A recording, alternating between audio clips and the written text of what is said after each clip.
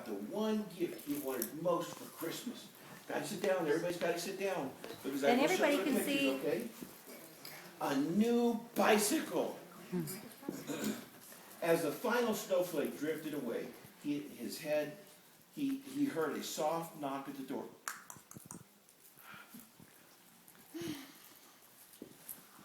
Isn't that neat? He's dreaming of a bicycle. Look at that. He's got bicycle posters and everything. Eddie turned and saw his grandfather tiptoeing into the room. He was wearing his favorite fluffy red hat, a hat that used to make Eddie think that his grandfather was Santa Claus. He doesn't look like Santa Claus, does he? No. A little bit, the beard does. What did you find, Grandpa? I'm getting the bike I want. Am I getting the bike I want? He asked.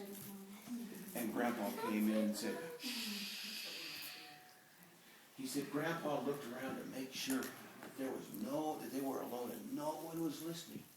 Then he whispered, well, I snooped around all through the house. And I have some good news and I have some bad news. Which do you want first?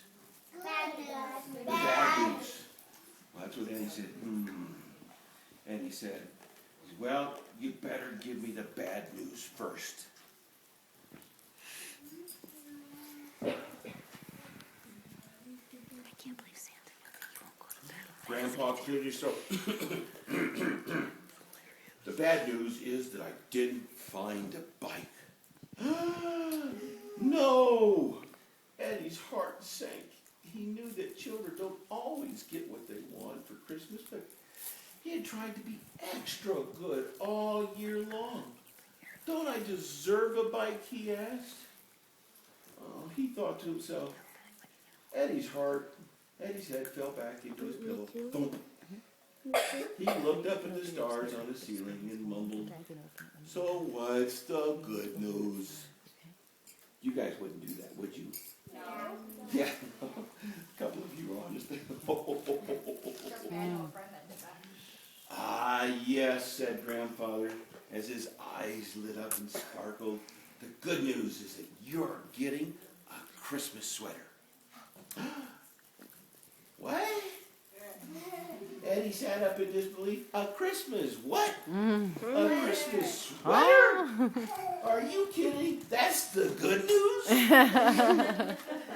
A boring, useless, itchy, fuzzy sweater. You're kidding, right? I don't want any sweater, especially a Christmas sweater. Look at that, he's being all silly. Isn't he?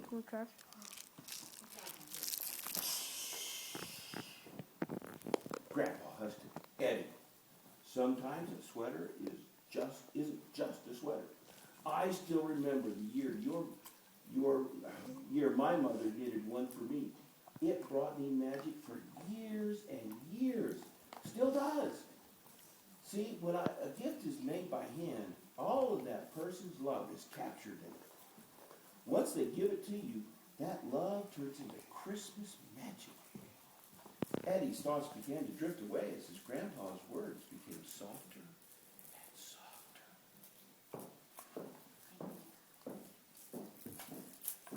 Look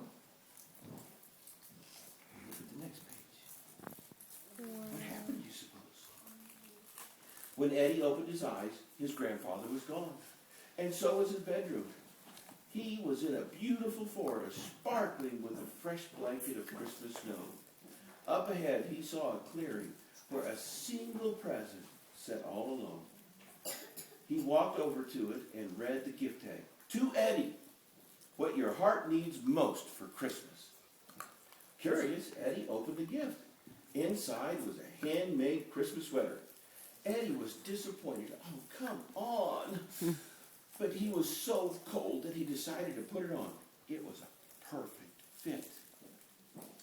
Suddenly, the snow around him swirled in all directions, just as if he were inside a snow globe. You see that? Ho, ho, ho. Ho, ho, ho, ho. You got to do it from the diaphragm. Deep, deep. Ho, ho, ho, ho, ho. When the snow cleared, Eddie discovered that he was sledding with his father. They both laughed and hung on tight as the sled jumped off a small hill and soared through the sky. "Are you having fun, Eddie?" his father asked.